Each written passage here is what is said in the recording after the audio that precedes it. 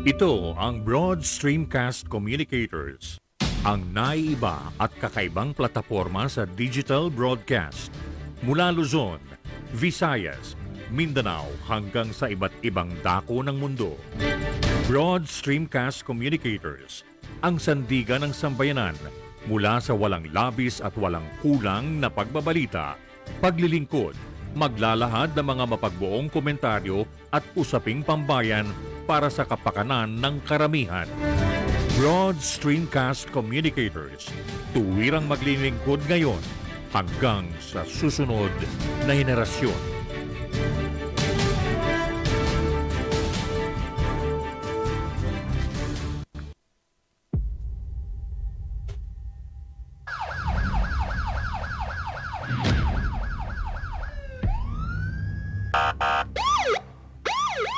Digital Patrol. Ito ang palatuntunang magtutuo ng pansin sa mga pangyayari at kaganapan sa ating kapaligiran. Digital Patrol. Tatalakay sa mga usaping panlipunan, mga isyong naglalagabla. Digital Patrol. Magbibigay daan sa inyong mga saloobin at karaingan. Digital Patrol. At ngayon, narito ang inyong pinagpipitakanan sa daigdig ng broadcast mula noon hanggang sa ngayon, si Captain Sel Baisa. Good morning. Magandang umaga everyone. It's a Monday morning at the 5th day of April 2021.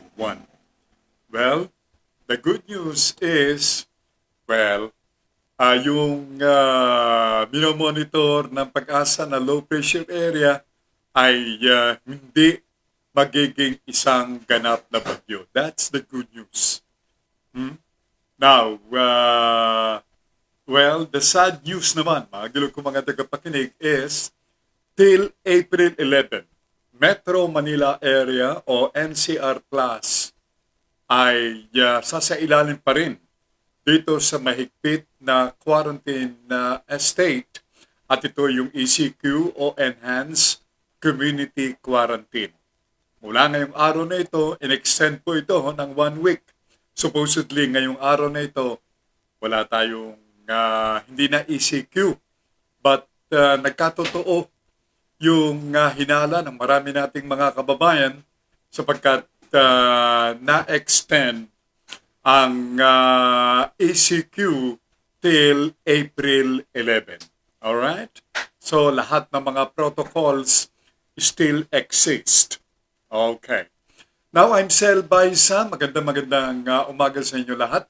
At welcome dito po sa Digital Patrol. Siyempre pa, kompleto ang barkada. Ako po'y sasamahan ni Nash Baisa, ang aking technical director, plus ang chef, the one who's coordinating with the people in the news. At the same time, ang chef ng palatuntunan, no other than si Manita Baisa Kapampangan. At of course, maraming humahabol, belated happy birthday raw sa kanya. So, without much further ado, welcome to your Monday edition of your program, Digital Patrol.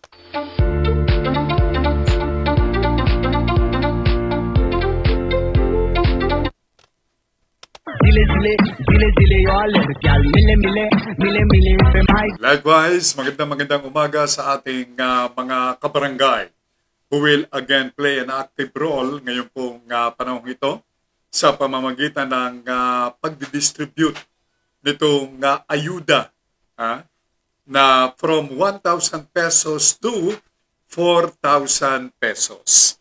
At ang latest word says, ang DILG, on Department of the Interior and Local Government, favors itong pagbibigay ng cash assistance. Cash na ang ibibigay, hindi na raw in kind o yung mga grocerya. Katulad ng sardinas, katulad ng spaghetti, katulad ng kape, katulad ng asukal, na paboritong ayuda ng ating lokal na pamahalaan. Alright? So before anything else, I'd like to say good morning sa ating mga kasama dyan sa Alberta, Canada, ang Pinoy Hour. Anytime now, shortly, tayo ay ikakawing sa kanilang palatuntunan ang kanilang sariling produksyon dyan sa Alberta, Canada na napapanood din all over the globe. Pinoy Hour. Good morning to John and wife Melody, as well as to their children. Okay? Magandang umaga sa inyo at plus yung ating mga kababayan dyan sa Alberta, Canada. Magandang umaga sa inyo. And of course, mga early morning greeters dito sa ating palatuntunan mula dito sa ating bansa. Let's start with the first na nagpadala ng kanyang pagbate.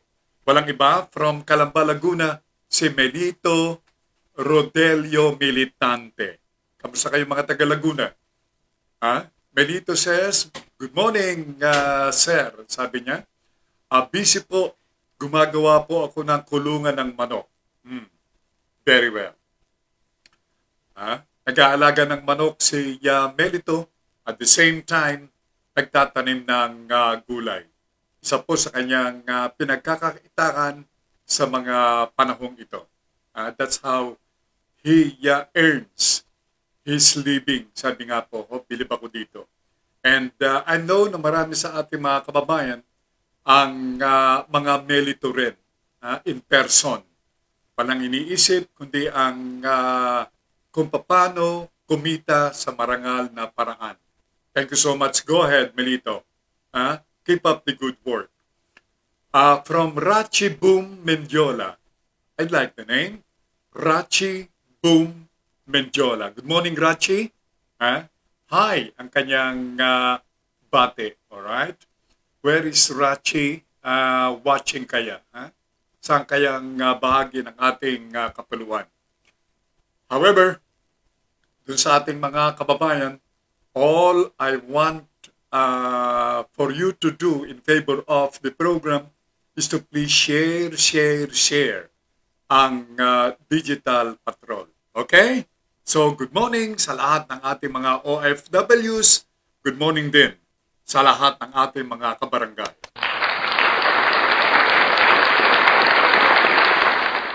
Si Fe Karinan ng MMDA Radio Room ay magbabalita hinggil dito sa takbo ng traffic along the Circumferential Highway. Ngayong araw na ito up to April 11 ay ECQ, kaya mabibilang mo lamang sa iyong daliri ang mga bumabiyahe na mga pampublikong sasakyan. So narito ang kanyang ulat, trapiko at ang partikular na pagbabalita sa takbo ng trapiko sa kahabaan ng EDSA. Magandang umaga, Fe. Go ahead. Yes, magandang umaga po sa inyo. Salamat sa pakinig po. Umpisa po natin yung kalagayan po ng EDSA. Umpisa po natin yung EDSA southbound mula dito sa may area po ng monumento. Wala po tayong problema. Tuloy-tuloy po yan hanggang makarating po tayo dito sa may area of Tigas hanggang sa area na po yan ng Pasay area. Then, ang northbound naman po ng EDSA, mabilis po tayo sa area po ng Pasay hanggang makarating po tayo dito sa may area po ng Guadalupe. Tuloy-tuloy po yan hanggang dito sa may area po ng Tolan. Ngunit magkakaroon po tayo ng pagbabagal dito sa may area po ng Pasan naman po niya, mabilis na po siya. Tuloy-tuloy po yan hanggang makarating na po tayo ng monumento. Yung buwan litas ng traffic, mula dito sa Nandi, may permission sa Tingnan. Alright, thank you so much, Pe Karinan. At ang kanyang maliwanag na pagsasalarawan sa kanyang pagbabalita ng takbo ng traffic along EDSA. And based sa kanyang balita, maganda ang takbo ng mga sasakyan sa EDSA ngayon pong umagang ito ng Lunes. Anyway, what would you expect? Walang problema sapagkat pabibilang mo lamang sa iyong daliri itong mga pampublikong sasakyan na yumayaon. At maging ang mga nasa pribadong mga tanggapan at maging sa mga pampubliko man, yung mga pampublikong mga tanggapan na ang mga empleyado ay limited hanggang 30% lamang ang kanilang mga kawani. Good morning to Charles and wife Chona and their unico hijo na si Chase. Okay? Now going back to what I'm saying, mabibilang mo rin sa iyong mga daliri yung porsyento ng mga nasa pampublikong mga tanggapan ng ating national as well as local government units. Sapagkat marami sa ating mga kawani sa pampublikong mga tanggapan, whether it's national or local units, they're working from home. Ganyan po ang takbo ng pagtatrabaho sa mga panahong ito under this enhanced community quarantine level. Ganyan. Anyway, more on public service at sa puntong ito, atin naman pakinggan ang pagbabalita ni Ariel Rojas. Kakatawan sa ating Pag-asa Forecasting Center o ang ating lokal na Weather Bureau. Katulad ng aking kanina ay panimulang remark, merong minomonitor na low pressure area. Sabi ko nga ay bad news. Pero apparently, hindi naman ito magiging ganap na bagyo. So, atin ang pakinggan ang buong pagbabalitang yan hinggil sa kalagayan ng panahon sa pamamagitan ni weather forecaster Ariel Rojas. Good morning, ka Ariel. Wala rin pong update sa ating lagay ng panahon. Meron po tayong monitor na isang low pressure area sa loob ng ating area of responsibility. Kanina po namataan ang sentro ng LPA sa layong 1,260 kilometers silangan ng Basco, Batanes. Hindi po inaasahan na magiging bagyo ang LPA na ito at posibleng makalabas na rin ang ating area of responsibility in the next 6 to 12 hours. Wala rin pong epekto sa panahon ng ating bansa ang LPA na ito.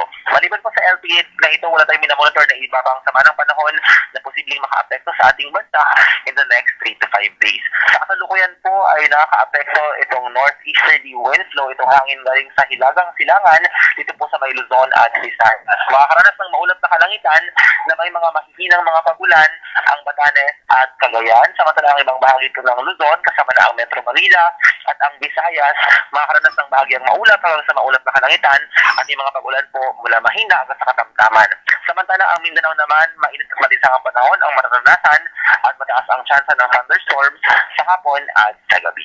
Ayan po muna ang litas mula sa Pag-asa Weather Forecasting Center. Ako po si Ariel Rojas. Magandang umaga po at mag-ingat tayong lahat. Mag-ingat tayong lahat. Yan po ang naging ending remark ng ating weather forecaster na si Ariel Rojas. Well, mainit po. We're still sa ilalim nitong summer season. Kaya namang very in demand sa mga panahon ito ang payong. Kaya advice ating mga kababayan, yung pong mga lalabas ng kanilang mga tahanan, yung mga exempted lamang, what I'm saying, na makakalabas ng kanilang mga tahanan, don't fail to bring with you ang panlaban sa init. Although, dito sa Metro Manila area, early this morning, ay umulan ng bahagya. Well, medyo lumamig yung nakaraang mga oras. Pero muli na namang sumikat itong haring araw. Kung kaya namang ang dampi nito sa ating katawan ay totoo pong nadadama dahil sa init na dala-dala ng haring araw. Well, the correct Philippine time para sa kabatiran ng ating mga kababayan, it's 10 minutes bago sumapit ang alas 10 ng umaga at patuloy pa rin kayong nakikinig nanonood dito sa palatuntunang Digital Patrol.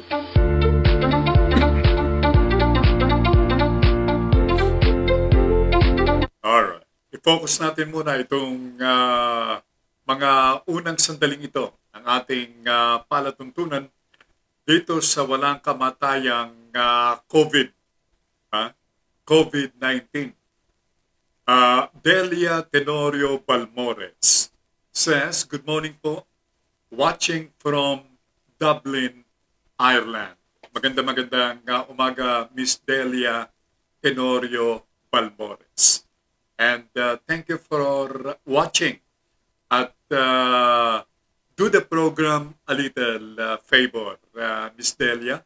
If you could share to your program that you're watching to a show like this one in the morning, I hope you will make it a point to watch the program regularly. All right? Maraming salamat. Now, she's from Dublin, Ireland. Yung ating mga kababayang mga Pilipino mula dyan sa Dublin, or whatever. Magandang umaga sa inyo mula sa Pilipinas. Now, watching from ECQ Taytay on its second week, walang iba kundi si Lides Baisa. Good morning, Lides. One of my siblings. At happy to know, she's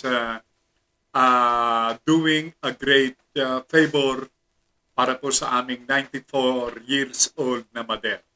Thank you so much, Lides. And of course, magandang umaga rin sa aming mother, si Mrs. Regina Aviles Biuda de Baisa, who makes it a point to regularly watch and listen to the program every day. Well, incidentally, the program is being watched and being heard 5 times a week. That's from Monday like this till Friday. Thank you very much. And likewise, yes, did I mention the name of Mother? Mrs. Regina Aviles Biuda de Baisa. Baka ako hindi ko nabanggit because I'm too engrossed talking to you, my beloved watchers. And likewise to Tammy Hanilio. Good morning, Tammy. Magandang umaga sa iyo. Okay. From Dallas, Texas, USA. Good morning kay Presi Estrada, another sibling of yours truly, who makes it a point, the family for that matter, to watch and listen to the program. Ang kanyang pagbate, good morning Philippines. And likewise to her husband, Harry Estrada. A very industrious na nurse na nakabase dyan sa Estados Unidos. Magandang umaga. And likewise, yung ating mga viewers from abroad, like si Mark Barredo. Good morning, Mark. Who's, employed sa isang malaking universidad dyan sa Thailand. So allow me likewise to greet your friends ng isang magandang umaga. Okay, Maxi? Or Mark? Okay? And speaking of Maxi, ayan, another Barredo who's watching the program and kasama ang kanyang mga kasama sa loob ng compound ng Sahara Cement Factory. Yan, diyan sa Taytay, Rizal. Good morning sa lahat ng mga ISC boys na nanonood at nakikinig sa ating palatuntunan. Headed of course by Maxi, and likewise to John and Techi Barredo and family. Good morning guys. Now, ang oras po ganap ng 5 minuto bago sumapit ang alas 10 ng umaga. Now, atin ang alamin ang mga kaganapan, mga pangyayari dito sa ating bansa. Well, isa sa mga pinag-uusapan ay yung hinggil pa rin sa walang kamatayang COVID-19. Now, on its second year, ha? Sapagkat ating nadama ang epekto, ating nadama yung mga bawal, yung mga do's and don'ts the past year. And we're now running, it's a marathon coverage nitong COVID-19 na ito. Everybody talks about COVID-19. Hindi lamang dito sa ating bansa, kundi elsewhere in the world. Kaya nga pandemic. Lahat ng ating mga bansa, mga kapatid sa iba't ibang mga bansa sa buong mundo ay iisa itong pinag-uusapan ang kanilang ginagawang pag-iingat patungkol dito sa COVID-19 o coronavirus. Noon, pinag-uusapan yung mga health protocols. Up to now pa naman pinag-uusapan yan. Whether ikaw ay nabakunahan o hindi. Just the same. Marami kasi, palagay ko, sa aking tansya, marami ang nakalilimot. Yung mga nakakausap ng inyong lingkod at maging yung mga nakakapanayam sa iba't ibang mga television stations. Yung mga nagpabakuna, iisa ang kanilang pinupuntos. Yan ay upang malabanan itong COVID-19 o coronavirus. Upang malabanan, yes. Mga gilo ko mga tagapakinig, indeed. That's one way of prevention.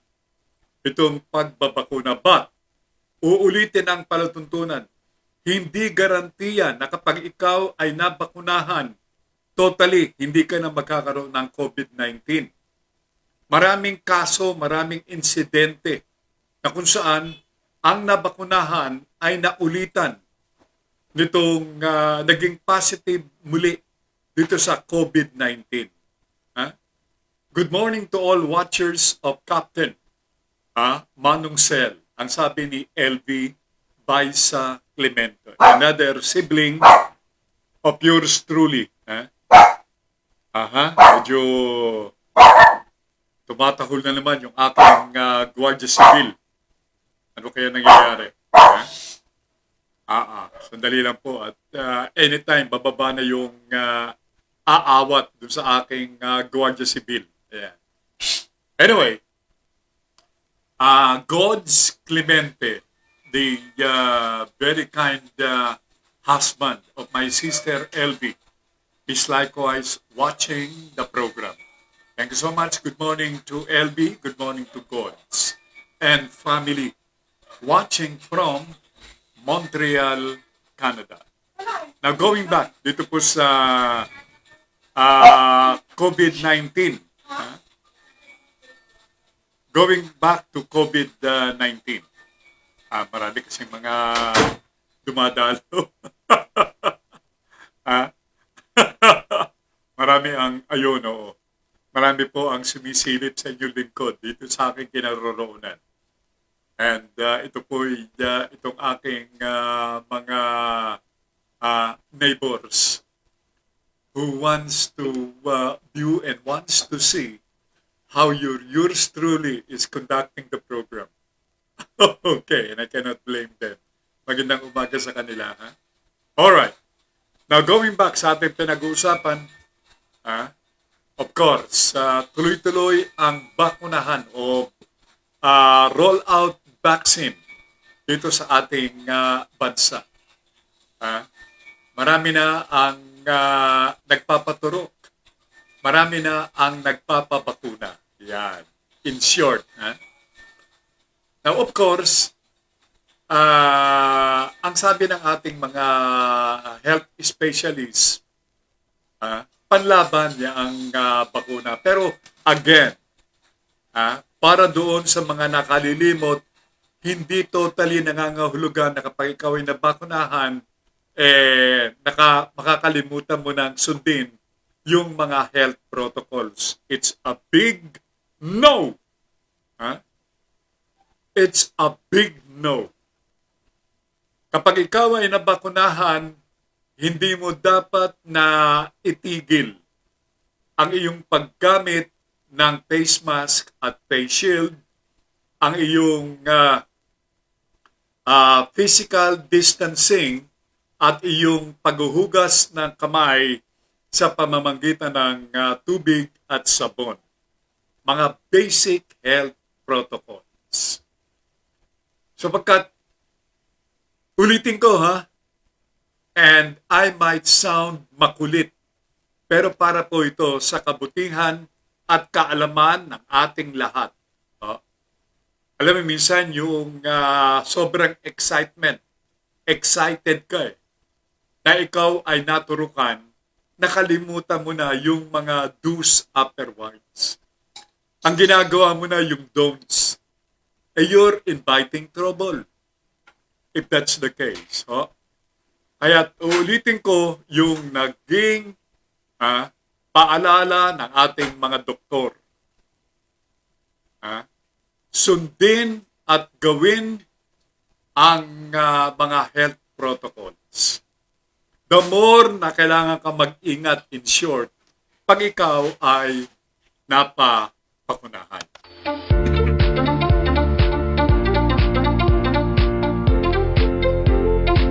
Good morning sa another sibling kay Norma Uma Baisaswale and husband Ken and family, who's likewise based in Montreal, Canada. Mukhang nasa hospital duty pa yung our youngest in the family diyan sa Montreal, Canada.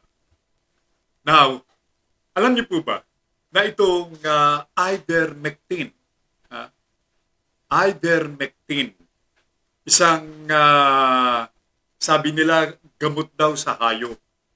That was before nang ito ay na-invent o na-discover. Pero years later, they found out na mabisa itong ivermectin. I'm not promoting the product. I'm just passing on to you yung mga mahalagang mga development na dapat ay malaman ng bawat isa sa atin. And that's the major objective nitong Digital Patrol, to pass on to you yung mahalagang mga development, mahalagang mga pangyayari. Magandang umaga kay Miss Chincha Buste. Good morning, Chincha. At good morning po, Captain Sel, ang kanyang pagbati. Watching from Kuwait. Okay? Good morning, Chincha. Now, ivermectin. Alam niyo po ba na kino-consider ito sa bansang Australia? Yes, tama ang iyong narinig. Ang mga siyentipiko, ang mga health practitioners, mga doktor, mga medicine people diyan sa Australia ay kino-consider itong ivermectin na isang mabisang gamot panlaban sa COVID-19. Now, isa pa, ito ngayon ay binibigyan ng kaukulang konsiderasyon ng mga doktor. And as a matter of fact, isa pong ranking medical practitioner ng UPPGH ang ipinahayag ang bisa nitong gamot na ito. Itong kanyang pinangalanan. Not actually siya nagpangalan because she's not the discoverer nitong nabanggit na gamot. Isa lamang siya among the many na nagsasabi na napakabisa nitong gamot na ito. At ang pangalan ay Eronlimab. That's the name. Eronlimab. At yung isa, ivermectin. Now, Sa Eronlimab, aside from, if my memory serves me right, aside from Dr. Nicolas of UPPGH na nagsabing napakabisa nitong gamot na ito, panlaban ito ha, panlaban, tatanggalin sa iyong sistema itong COVID-19 na nasa iyong katawan. Eronlimab, yan po ang pangalan. Now, yung po namang ivermectin, no other than Congressman Mike Defensor ang inamin doon sa nakaraang pagdinig na isinagawa ng House Committee on Health na siya ay nagpaturok nitong ivermectin. Mismo siya nagsabi. At wala raw adverse effect na kanyang naramdaman. Well, last week po, 6 p.m., may konsihal na nanita sa mga bukas na tindahan. Nagkataon po na bumibili ako sa nasabing tindahan. Sabi ko, si konsihal, okay konsihal, bakit si maghapon napakaluwag ninyo? Di kayo naninita. Yan, sabi ni Melito Rodelio Militante. So in short, medyo nagtanong siya, bakit sa araw ba tulog ang virus at sa gabi gising at sa gabi lang kayo naninita? Saan sa gabi? Sana sa gabi hinigpitan ninyo din ang paninita. Ayun, umalis na pahiya ata. Yun ang sabi niya. Ayun, sa gabi naninita si konsihal. Sa umaga, sige lang ang operasyon ng tindahan. May punto si Melito. Bakit nga naman kayo sa gabi naninita? Yan po ang katanungan ni Melito. Alam nyo, yung mga tindahan napakahalaga rin yan sa mga panahong ito. Sapagkat kung sakaling ikaw ay nangangailangan ng isang bagay na wala sa iyong tahanan, siyempre, ang tendency ay maghahanap ka ng tindahang bukas.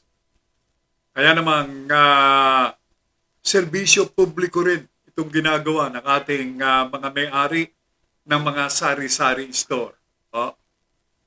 Yan. Pero, of course, papasok dyan ang curfew, hindi ko ba?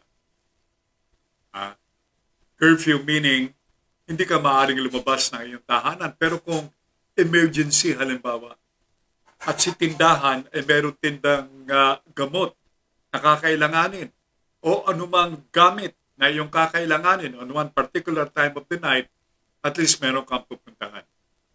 From Josephine Recuero, good morning, Josie. At kanyang pagbati ni Ms. Recuero, good morning, Sir Sel. Blessed Monday. Stay safe and your family. And God bless always. God first. All right. Thank you so much, Ms. Josephine Recuero. Now, dalawa ng gamot ang ngayon ay pag-uusapan na. In addition dito sa mga bakuna.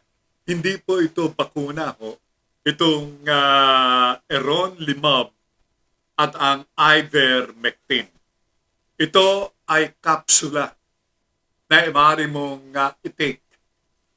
At ito, katulad ng ivermectin, meron na pong nag-i-endorso at isa pang kongresista.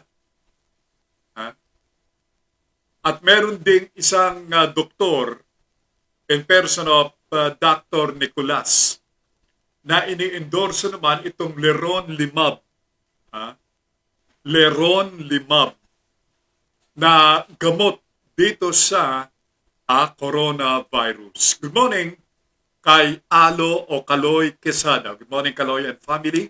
At sabi niya, good morning po sa lahat. Stay safe po. Thank you. Maraming salamat, Kaloy. So, kakaiba. Ha? Itong dalawang gamot na ito. Merong mga nag-i-endorse na. Ibig sabihin, apparently si Dr. Nicolas, yan ay nagsabi na rin sa kanyang mga pasyente, ito yung gamitin, being a doctor. Sana sa mga panahong ito, medyo yung ating mga paniniwala, yung mga belief, yung ating mga difference, pagkakaiba sa paniniwala, huwag sanang maging daan upang yung interest ng may kapangyarihan, quote-unquote, sa mga panahong ito ay manguna. O dili kaya mangibabaw. Dapat sa mga panahong ito, ang ating dapat nabigyan ng pansin ay kung paano natin matutulungan ang ating mga kababayan.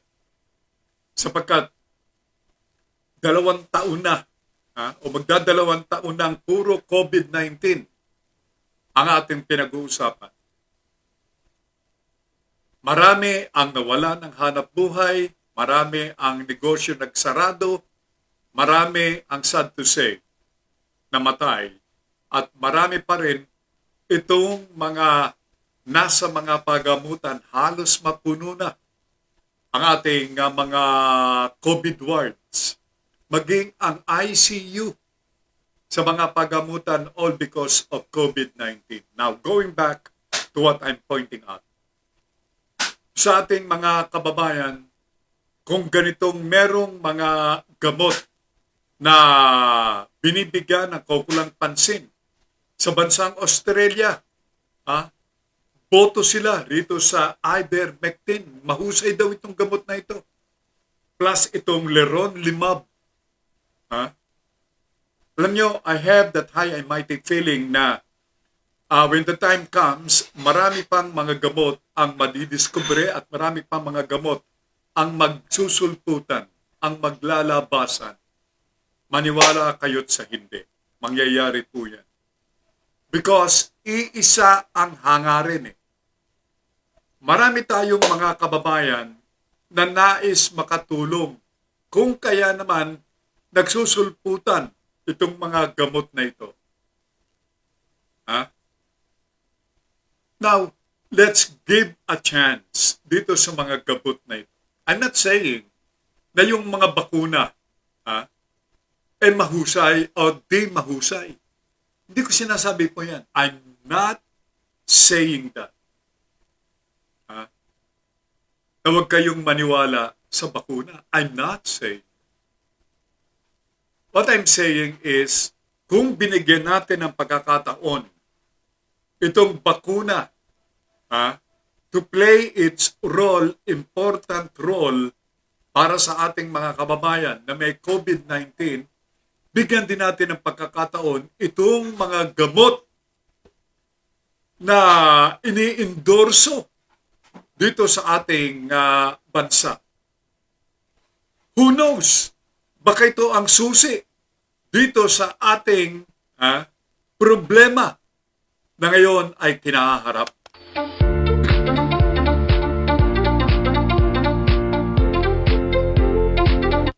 Hindi ho ba? Magandang umaga kay Miss Jenny Vricky Soldiviela. Wow! Miss Jenny Vricky Soldiviela. Sounds foreigner to me. Good morning po. Magandang umaga rin po, Miss Jenny. Now, going back to what I'm saying, agil kong mga tagapakinig. Dito sa ating bansa, ang ating mga kababayan ay, up to now, ay medyo nagdadalawang isip pa. Whether kung sila ay magpapasaksak, magpapaturok ng bakuna, or not. Magandang umaga sa ating mga viewers dyan sa Camellia Homes sa may Novaliches, Quezon City. Magandang umaga po sa inyo. I understand a big percentage ng mga naninirahan diyan sa Camellia Homes sa Glenmont Trails ay pawang sumusubaybay sa ating palatuntunan. Magandang umaga po sa inyo. Okay. Now,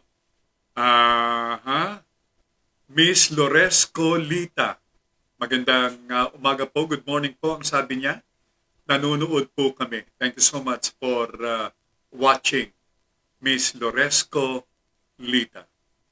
Now, let's give our kababayans a chance. Alam niyo, sad to say, pero dito sa ating bansang Pilipinas, totoo pong huli na tayo sa talaan, so sa line-up ng mga bansa na naturukan ng bakuna. All because of apprehension. Yung bang takot. Namumutawi pa rin sa kanilang bibig, sa kanilang kaisipan, yung takot. Remember Deng Baxia.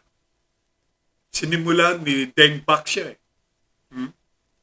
Wilfredo Cruz Jr. says, good morning po sir.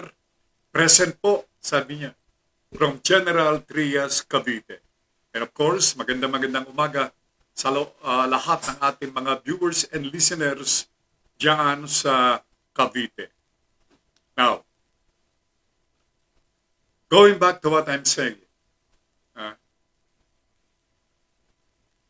marami na bakuna pa ang inaasahan darating ng ating bansa. Millions and millions of bakuna. And this will cost trillions of pesos.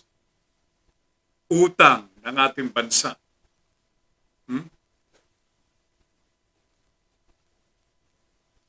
Sayang itong ating mga siyentipiko. Maraming laboratory dito sa ating bansa. Laboratory na mga gamot. We have, to name a few, we have, hindi batay dito sa pagkakauna-una ito, dahil sila magagaling, hindi po. We have Unilab. We have Pascual Laboratory. We have Myra Laboratory, gumagawa ng mga Myra brands. And so on and so forth. Magagaling po yan mga yan. Sana binigyan yan ng ayuda ng ating pamahalaan. Sana ating tines ang galing ng ating mga Filipino scientists. Katulad ng ginawa sa mga bansang Thailand, ganun din ng isa pang bansa. Nakalimutan ko yung sa Asia. Nakalimutan ko lang yung pangalan ng isa. But I'm sure isa sa kanila ay itong Thailand. Yes, Vietnam. Doon nagkakamali. Binigyan ito ng ayuda ng kanilang mga nasa pamahalaan. Meaning financial help. Para makapagsubre ng bakuna. And they were successful for having found one. Ganun din naman sa US Yung kanilang Pfizer brand, ang kanilang Moderna brand, tinulungan yan ng kanilang pamahalaan. During the administration itong si Donald Trump, nagbigay ang pamahalaan, nagbigay ang US Senate ng ayuda. And they were successful. Nakadiscover sila ng Pfizer brand na bakuna na pinagkakaguluhan dahil sa mukhang epektibo. Di ho ba? Katulad ng Moderna. Ayan, gawa yan sa bansang Amerika. Tinulungan yan ng kanilang liderato ng pamahalaan. Magandang umaga sa isang colleague sa channel na ito ng ating Facebook. ng Broad Streamcast Communicators. Ang kanyang pong programa ay every weekend. Si Miss Lilian Gabriel. At ang kanyang pagbati, good morning po. Likewise, good morning, Miss Lilian. And I'm happy to note you're watching the program. Thank you, thank you, thank you very much. Now, sana ganoon din sana ang naging ayuda na pinagkaloob sa ating mga siyentipiko. Alam ng DOST yan. That's why we have one department na alam nila, meron ng talaan ng mga siyentipiko. Yung mga katulong ng pamahalaan sa pagdidiscover. Ang problema kasi, mukha atang walang bilib dito sa ating mga siyentipiko. Kaya maging yung mga na-discover ng ating mga siyentipiko ang nakikinabang, ang nakabibili ng patent, ay yung nasa ibang bansa o the right to use nung na-discover ng Pilipino scientist na dapat sana napakinabangan ng ating bansa. Sabi ni Melito, pinag-uusapan po ng mga residente dito kung kailan daw po ba sisimulang magbigay ng ayuda mula sa gobyerno. What I learned, Melito, ito supposedly ay magsisimula ngayong araw na ito. Pero hindi na in kind, kundi cash na ibibigay. Amount na mula 1,000 pesos to 4,000 pesos. So mula 1 to 4,000. Yan ang magiging kalakaran yan. Sabi ni Wilfredo Cruz Jr. ng Cavite, bakuna, iniisip kasi paano pagkakikitaan. Paano kikita? Di mo naman madadala ang pera mo kapag namatay ka. Yan ay mula sa isa nating kababayan mula sa Cavite. Sana naman hindi ganun ang takbo ng mga pangyayari, Willie. Pero sayang, what the program is pointing out ay yung galing ng ating mga siyentipikong Pilipino. Imbis sana na bibigyan ng reward o gantimpala yung sinumang makaka-imbento itong gamot na ito. E sana, whether or not, whether there is success or otherwise, sana isinugal na ng pamahalaan sa ating mga local laboratories itong paghahanap ng gamot para dito sa paglutas sa problema ng COVID-19. Matapos nga pong kumalat na magaling at epektibo itong ivermectin, nagsabi ang Pascual Laboratories. Kaagad, ang sabi nila, bigyan lang kami ng go signal ng ating pamahalaan at magpo-produce kami ng gamot similar diyan sa ivermectin. Dahil sa, as you know, itong ivermectin ay produce ng Merck Laboratories ng bansang Amerika. So, ang gagawa lamang ng ibang brand ang ating lokal na drug laboratory, itong Pascual Laboratory. Nang katulad na gamot containing o naglalaman ng ingredient o nasangkap na katulad ng ginamit ng Merck Laboratories at Presto. Bibigyan ng sariling pangalan ng Pascual Laboratories yung gamot. At kung ito ay epektibo, bakit pa tayo magsusugal doon sa isang paraan na kung saan wala rin namang wala ring epekto sapagkat tuloy-tuloy pa rin ang iyong gagawing paggagamit ng face mask paggamit ng face shield, paghuhugas ng kamay, at safe o physical distancing.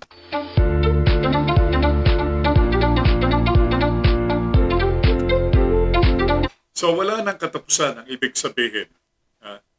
Nabakunahan ka nga, pero hindi nangangahulugan na ligtas ka na. Sa takbo ng pangyayari, hindi ba? Ganun naman ang nangyayari ngayon eh. Kahit na nabakunahan ka na, hindi pa rin nangangahulugan na ikaw ay ligtas na sa COVID-19. Sana yung ating mga vaccinator, yung ating mga doktor sa mga health facilities, sa mga ospital na nagtuturok ng bakuna, make it a point to tell yung inyong babakunahan na hindi po ito ito po ay superficial na paraan para labanan itong COVID-19. Pero yung ibig sabihin nito, tatang, nanang, lola, lolo, ay magpatuloy ka rin kayo sa paggamit o pag-a-apply sa inyong katawan ng mga health protocols. Kasi ang akala ng iba, yung kung hindi ko pa nakausap yung isa sa aking 33 mga kumpare, abay, lalabas na ng kanyang bahay yung mama na walang face mask at walang face shield. Ang sabi niya sa akin, pare, nabakunahan na ako eh. Mali ka, pare, sabi ko. Nabakunahan ka nga, pero ang ibig sabihin, tapos na. Hindi ka, pare, Superman at hindi ka bato ngayon na hindi papasukan pa rin ng coronavirus.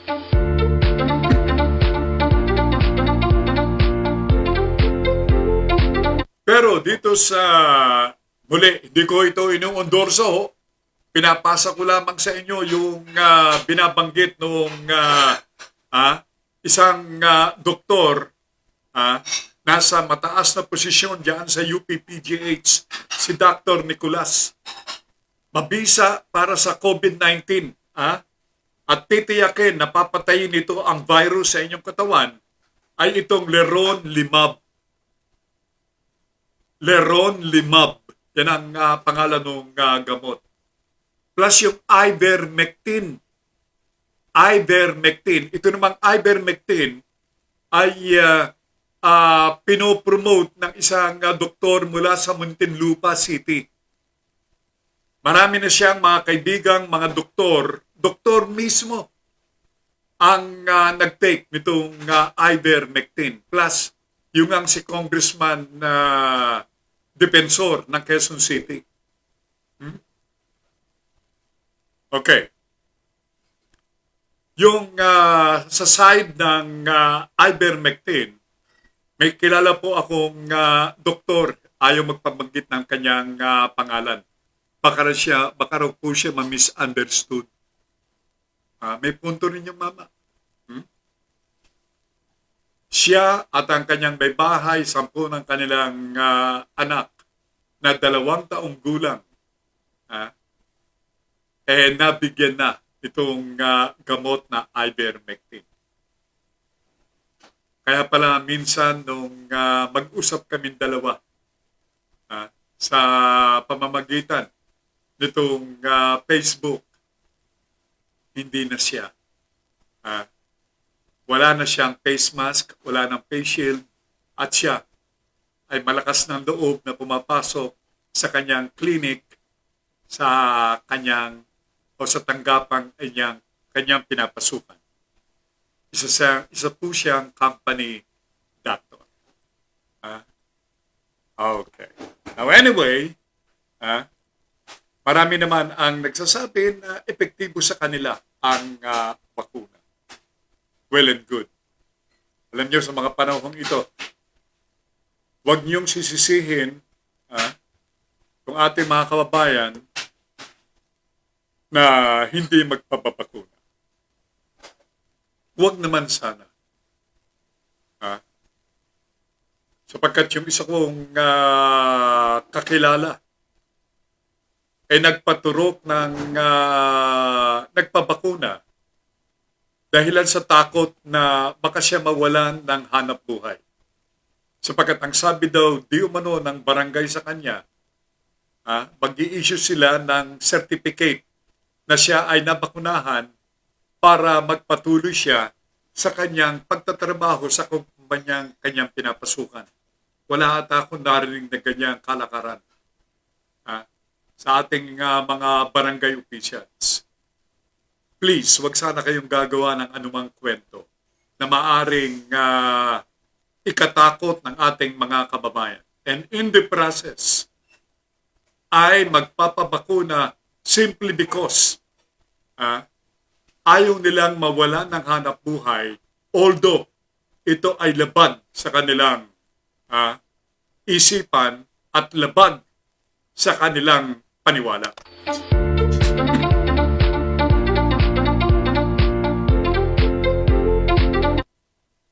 Di ho ba? Napakahirap niya.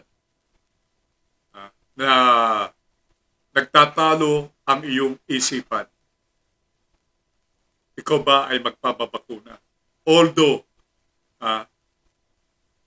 behind ng iyong, sa likuran ng iyong iniisip na pagbabakuna ay ayaw mo naman. Ayaw, hindi. Ayaw, oo. Ayaw, sige. Ayaw, sige. Hindi, oo. Hirap po niyan. Hayaan niyo silang makapag-isip.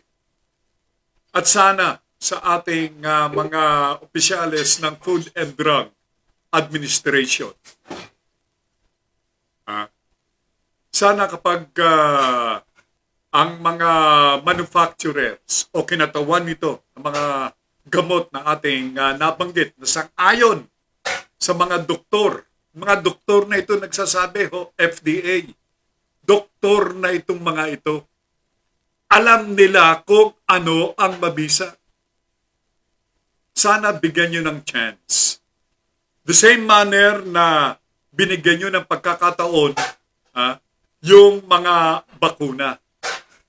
By the way, baka makalimutan ko pa at baka nakakalimutan pa ninyo. Yung mga bakuna na itinuturok sa atin, yung gawa sa China, yung Sinovac, at yung AstraZeneca, hindi pa po pinagbibili yung mga yan. Hindi pa. Ulitin ko, hindi pinagbibili.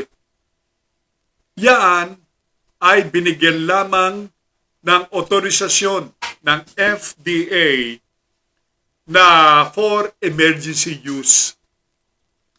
Dahil sa tumataas daw itong bilang ng COVID o coronavirus case sa ating bansa, ito probably ang nagtulak sa ating local FDA na bigyan ng otorisasyon for emergency use itong bakuna ng gawa sa China at yung bakuna na gawa sa United Kingdom.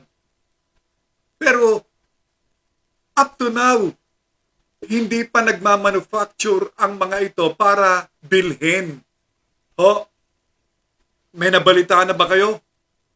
Nabalita na sinasabi na, approved na. Ang galing ng mga bakunang ito. Kaya pwede nang bilhin. Ang tanong ng palutuntunan, bakit malaki ang babayaran ng ating bansa sa mga bakuna na gawa sa Sinovac at gawang Sinovac, gawang China, Sinovac at gawang UK, yung AstraZeneca? Nagtatanong lang po. Good morning kay Ver Cutaran. Yan, Hello Ver, good morning to you. At sa lahat ng ating mga kaibigan diyan sa Lecolur Shop sa Wilcon City State, Ver Cutaran. Kung medyo papunta kayo dyan, naghahanap kayo ng mga gamit sa parlor, hanapin lamang po yung magandang lalaki dyan, si Ver Cutaran. at yung kanyang mga kasama sa Lecolur. Yan. Ha? Thank you. Sa second floor po yan ng Wilcon City State Building along Visayas Avenue. Maraming salamat, Ber.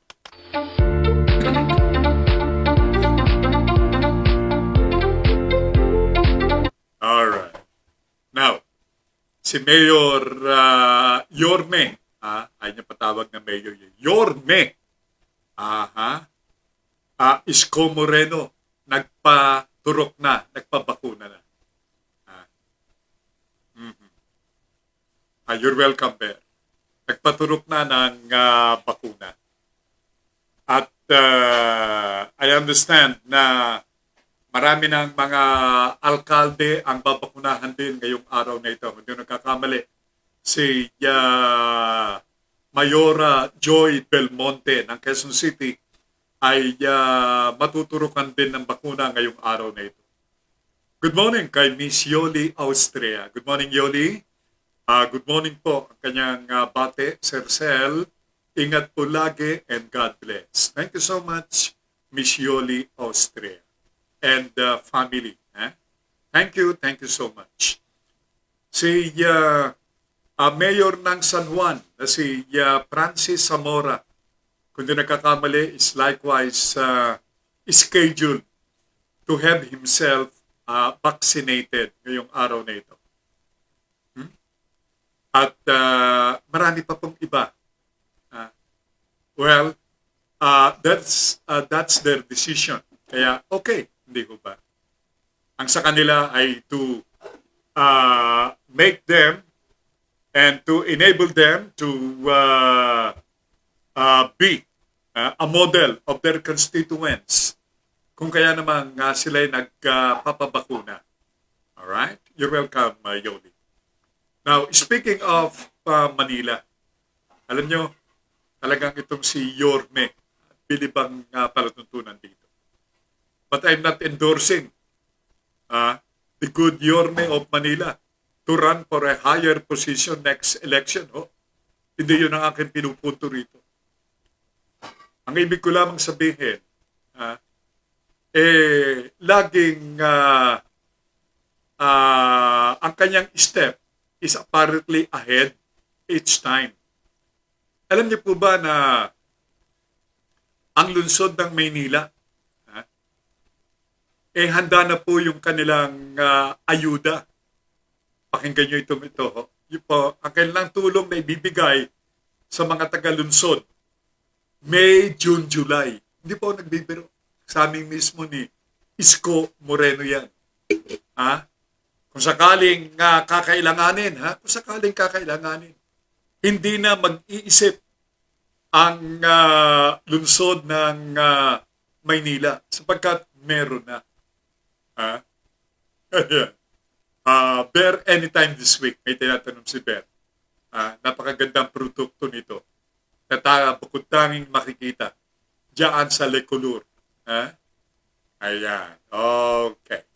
Thank you so much, Bear. Narito si Yorme Isko Moreno ng Maynila. Pakinggan nyo ito, mga kababayan nating nanunood, nakikinig mula sa lungsod ng Maynila. Utong sa Maynila. But yun po ay naaprubahan na rin ng konseho at kaya po isa na rin siyang batas. Kaya tiyak na po na sa lungsod ng Maynila, meron na po para sa May, June, July. Ayan, meron ng May, June, July na ayuda. Ready na ang lungsod ng Maynila kung sakaling magkakaroon ng problema, hindi na sila mag-iisip. Right there and then, ipamamamahagi yan. Now, speaking of ayuda,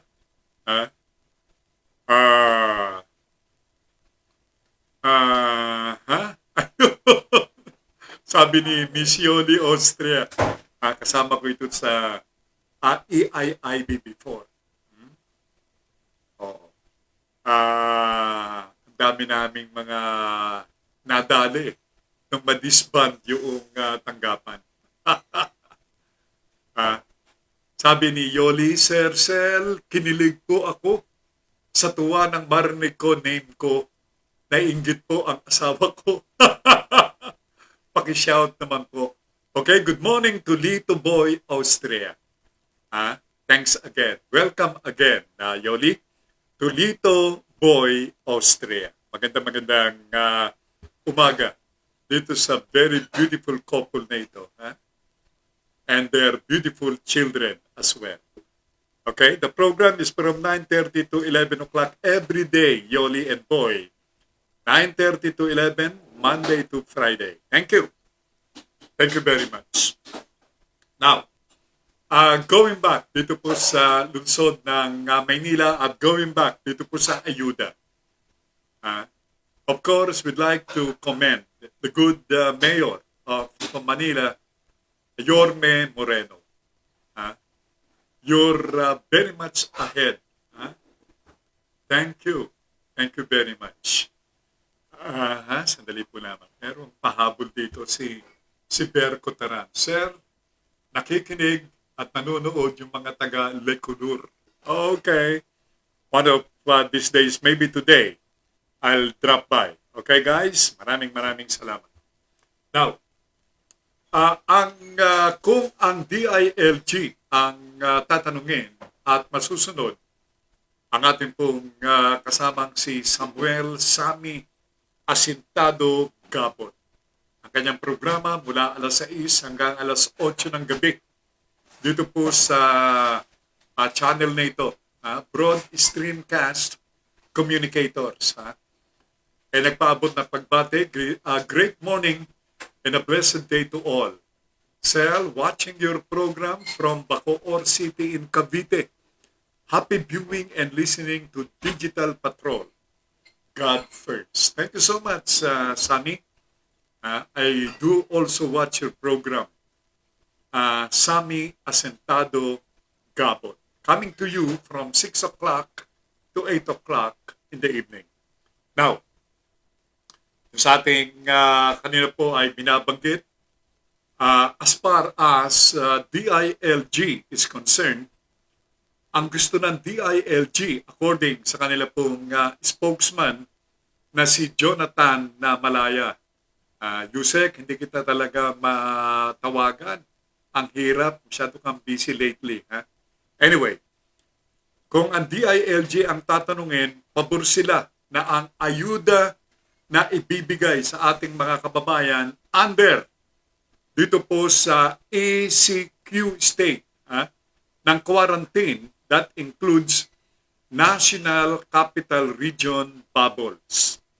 Kasama mga lalawigan ng Rizal, Cavite, Laguna at Bulacan ay pera.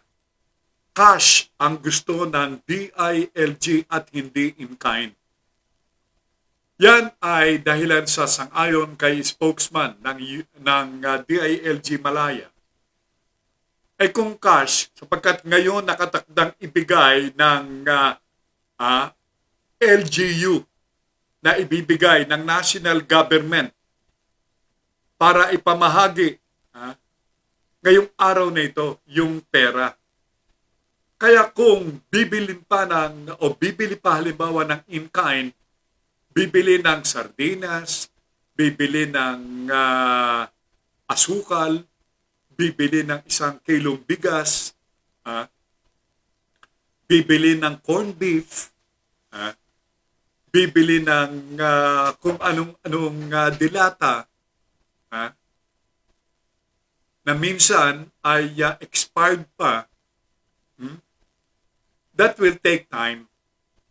Kasi mamimili pa hindi ho ba? Pupunta pa ng grocery. Bibili ng mga wholesale items. It will take them time. Pagkatapos, ilalagay pa doon sa mga lalagyan, mga susidlan, mga plastic na container. It will take time. Baka mangyari niyan, itong araw na ito ay ma-devote lamang sa canvassing. Pagka-canvass nung medyo makakarami at makakamura ang LGU. As simple as that. Now, yung repacking, Ha? Maybe, baka mamayang gabi simulan. Kung hindi matapos, di ang mangyayari niya, kantsawa na naman. Nauna si barangay ganito, barangay ganun. Ang iisipin na naman, malakas kasi kay Mayora. Malakas kasi kay Mayor. Yan ang mangyayari. Whereas kung cash, ipamahagi mo, bayaan mo na yung exempted sa family na mapagkakalooban ng ayuda na mamili ng kanilang kakailanganin. Alam nyo, yung isang viewer na akin nakausap, sabi niya, Sir Sel, ang ko tatanungin, gusto ko pera na lang. Kasi, kung pera bibigay sa amin, makakabili pa kami ng gamot. Makabibili pa kami ng mga vitamins na kailangan sa aming katawan. Tama nga po. Kasi yung dilata, hindi na fresh po yan eh. Kung merong mang vitamina yan, hindi na kasing dami at kasing lakas noong ito ay bago inilagay sa lata. Wala na. Kulang-kulang na ang vitamina. Kaya, makakabili pa yung ating kababayan na bigyan ng tulong, na bigyan ng ayuda ng vitamina. Hindi ba sinasabi ni Secretary Duque at si Yusek Berhere ng DOH? Sino kaya ito? Sandali po lamang. Meron pong mensahe. From Miss Dali de la Cruz. Good morning, Miss Dali. At ang sabi ni Miss Dali, good morning, Kuya Sel. Ivermectin ang, ito, meron testimonial na naman. Ivermectin ang nakagaling kay Bongbong Marcos at Congressman Abalos. At gumaling sila agad. Bakit di ito pagsumikapan ng gobyerno? Hello kay Miss April Gem. Happy birthday sa iyo. Birthday pala ni Miss April Gem. Pansit. Good morning. I wish you good health and stay safe. Thank you so much, Miss Dali de la Cruz. Another endorser nito pong Ivermectin. Dito rin pala gumaling si Bongbong Marcos, dating Senador Marcos at Congressman Abalos. Okay. From Montreal, Canada, good morning sa aking sister na si Uma Baisaswale. Sabi niya rito, money is better to receive. Referring to what I'm saying dito po sa ayuda. From June Brutonel, sabi ni June, Kuya Sel, good AM, late tune ina, sabi niya. Ingat po, palagi, salamat po. Yes, June Brutonel, Junior, is from Nueva Ecija. Kamusta kayong mga taga Nueva Ecija? Kamusta ang ating mga palayan dyan, June? Anyway, better late than never. Thank you so much, June Brutonel. Now, as what I'm saying, cash is better than kind. Well, may punto ang DILG, and I strongly take that recommendation. Yung cash na lang ang inyong ibigay. Daldal ka ng daldal, Sel Baisa, parang ikaw ay nakakantanggap ng tulong. Nung nakaraan 2 tulong, yes, nakareceive ako ng dilata. Pero yung sinasabing cash, wala. Yung cash, wala. Dilata, yes. 3 lata ng sardinas, 3 lata ng corned beef at bigas. Alright. So, Louis Del Rosario. Hello, Louis! Good morning, bro. Good Monday po, Captain. Sel Baisa, stay safe and God bless you. Thank you, Louis. Sabi ni Ber Kutaran, pakibati asawa ko, si Nerissa Kutaran. anniversary namin kahapon. Wow! Ha? 37 years ang kanilang taon na pinagsasamahan at pagsasamahan pa. A happy anniversary to Cotaran couple. Kay Ver and Nerissa Cotaran. Thank you very much. Now, so, kung pera ang o cash ang ipagkakaloob, thank you so much, Louis Del Rosario, for sharing the program. Pakakarating yan ngayong araw na ito. Ang tanong, kailan kaya naman ibibigay sa local government unit yung cash? It all depends. Kung cash ang ibibigay, sapagkat siya naman ang gusto ng marami sa ating mga kababayan, cash na lang, wag na pong in-kind, para makapamili naman ng bibilhin yung ating mga kababayan. So, yan ang ating COVID. COVID update. Ang total case as of yesterday ay 795,051 ang total. At ang mga namatay, 13,425. Yan. Yan ang hinggil dito sa COVID update. Alam nyo, huwag naman sana mangyari. Mismo ang mga bumubuo ng Octa Research, si Professor Guido David ay nagsabi na baka matapos itong buwan ng Abril, mahigit 1,000,000 ang ang mahahawaan, magpopositibo ng coronavirus na mga Pilipino dito sa Pilipinas. Alam nyo, kawawa ang ating bansang Pilipinas at mas lalo higit kawawa yung ating mga workers, yung ating mga seamen, yung mga nagtatrabaho abroad. Naku, apektado sila eh.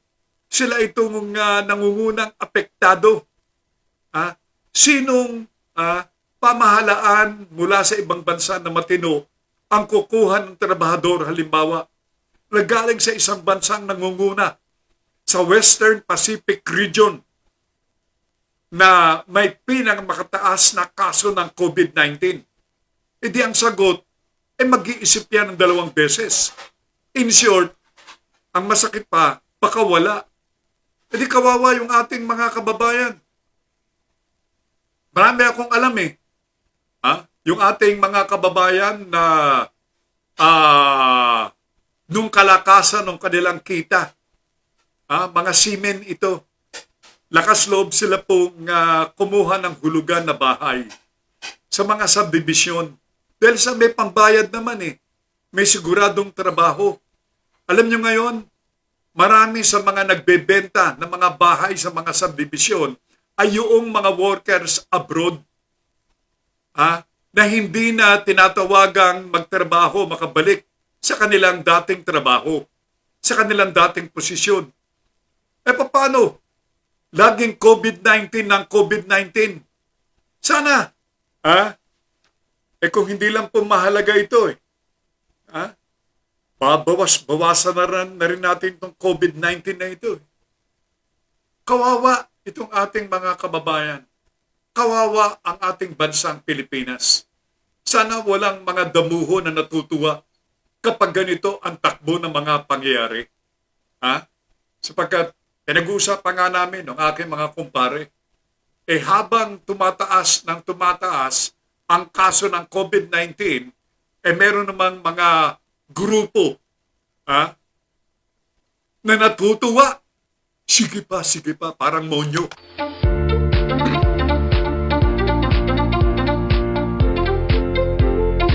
Okay, ibahin na nga natin muna. Alright. Bilib ako rito kay Defense Secretary Delfin Lorenzana, Secretary Sir ng DND. Pinalalayas niya itong mga sasakyan ng incheck. Itong mga sasakyang pangingisda. ng China na nasa Julian Felipe Reef. Diyan sa may gawin ng Barasa. Malapit yan sa Zambales, kundi man sa Palawan. Kakalapit naman ho yan dahil sa tubig ang namamagitan. Ang mga barko ng Chinang ito ay 100 nautical miles mula sa Barasa, sa gawi po ng Barasa. At ito, sang-ayon po sa ating, I'd like to greet Raymond Cutaran, ganun din si Cherry Zamora, mga anak ni Ver Cutaran. Good morning to the Cutaran family. Pinaalis po ni Defense Secretary Lorenzana itong mga barkong pangingisda nito ng China. How sure are we na sila ay mga barkong pangisda at hindi mga milisya? Nobody knows. Anyway, yan din ang stand ng Department of Foreign Affairs. Good morning sa ating kasama at kaibigang si Teddy Boy Locsin. Dati 200 na mga fishing boats ang nandyan sa Julian Felipe Reef. Nang bulabugin ito, meron pang natira ng isda pa rin. Alam nyo, kaya mataas ang halaga ng isda. Perhaps dahilan dyan sa presensya nitong mga barkong ito na pangisda ng China. Ang lalaki nitong mga barkong ito, 200 of them initially. Kung punuin lang ng isda, yung mga yan, palibasa wala nang makain sa China Kaya naman itong mga isdang ito sa ating bansa, which is supposed to be, ay produkto at dapat harvestin ng ating mga kababayang Pilipino sapagkat ito ay within the economic zone ng ating bansa at hindi kanila. Di sana nagkamurahan. Mura sana itong halaga ng isda. Hindi ho. Ang taas ng presyo ng isda na ngayon. Wala ka na makitang malalaki. Sapagkat naroon sa bahaging yan ng West Philippine Sea o West China Sea, halimbawa, o West Philippine Sea, ang mga isdang malalaking yan. Dati nakakatuwang tingnan yung mga ulo ng isda na kalalaki. Dati murang-mura. Galunggong, dati-rati, sinasabing pagkain ng may hirap, ngayon hindi na. Okay. Dapat tanggalin na, paalisin na yan. Dapat ang nangingisda dyan ay mga Pilipino. So with that note, wala na po akong oras. So maraming salamat sa inyong pagsubaybay, sa inyong pakikinig, panonood. Muli ako po si Sel Baisa. Thank you so much sa Pinoy Hour, kay John at company. Thank you so much likewise kay Nash at kay Simanita at sa lahat ng ating mga tagapanood all over the world. God bless the Philippines. Stay safe, everyone. Okay? So, Diyos Agina. Until tomorrow, God willing. Remember this, stay safe and healthy always. I love you more.